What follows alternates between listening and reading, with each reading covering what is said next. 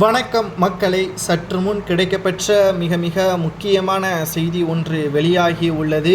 டூஜி வழக்கில் ராசா கனிமொழி விடுதலைக்கு எதிராக சிபிஐ அப்பீல் மனு ஒன்றை தாக்கல் செய்த நிலையில் மார்ச் 18ஆம் தேதி விசாரணை நடைபெறுவதாக தற்பொழுது அதிகாரப்பூர்வமான தகவல்கள் வெளியாகியுள்ளது.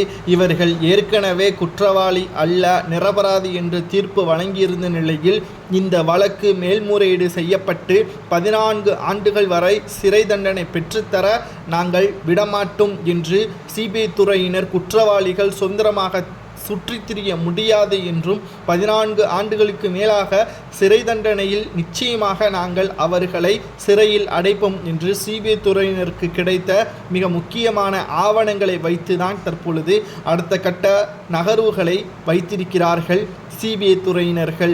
குறிப்பாக 2017ஆம் ஆண்டு நீதிபதி ஓபி சைனி விடுதலை செய்து அதிரடி தீர்ப்பு வழங்கினார். இந்த வழக்கில் முறைகேட்டில் ஈடுபடவில்லை என ராசா தாமே வழக்கறிஞராக நீதிமன்றத்தில் வாதாடியதும் பெரும் கவனம் பெற்றது.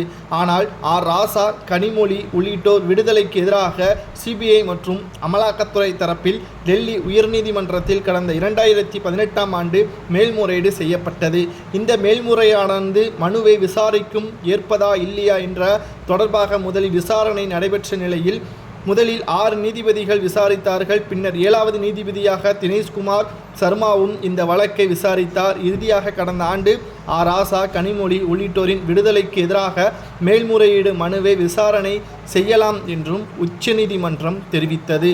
அதே நேரத்தில் மேல்முறையீட்டின் மனு மீது விசாரணை நடைபெறாமல் இருந்த நிலையில் டெல்லி உயர்நீதிமன்றத்தில் சிபிஐ தரப்பில் மேல்முறையீடு மனு மீது விசாரணை நடத்த வேண்டும், விசாரணை நடைபெற்றும் தேதியை அறிவிக்க வேண்டும் என வலியுறுத்திய நிலையில்தான் மார்ச் 18ஆம் தேதி விசாரணை மீண்டும் நடைபெறும். இதில் குற்றவாளிகள் என்று சிபிஐ துறையினர்கள் ஆதாரங்களை முன்வைக்குமேயானால் 10 முதல் 14 ஆண்டுகள் வரை சிறை தண்டனையும் தேச துரோகிகள் என்ற தகவலையும் வெளியிடலாம். காரணம், அப்பொழுது இந்தியாவின் வளர்ச்சியாக இருக்கக்கூடிய டூஜி வழக்கில் முறைகேடு செய்ததன் காரணமாக இவர்கள் தேச துரோக செயலில் ஈடுபட்டதாகவே கூறப்படும் என்ற தகவலும் வெளியாகி இருக்கிறது.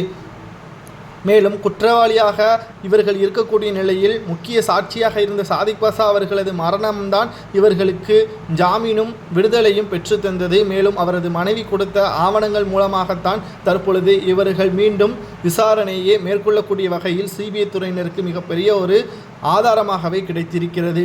உங்களது கருத்துக்களை கூறுங்கள். இவர்கள் குற்றவாளிகள் என்று நீதிமன்றம் தீர்ப்புகளை வழங்குமேயானால் என்ன தண்டனை கொடுக்கலாம் என்பதை கூறுங்கள்.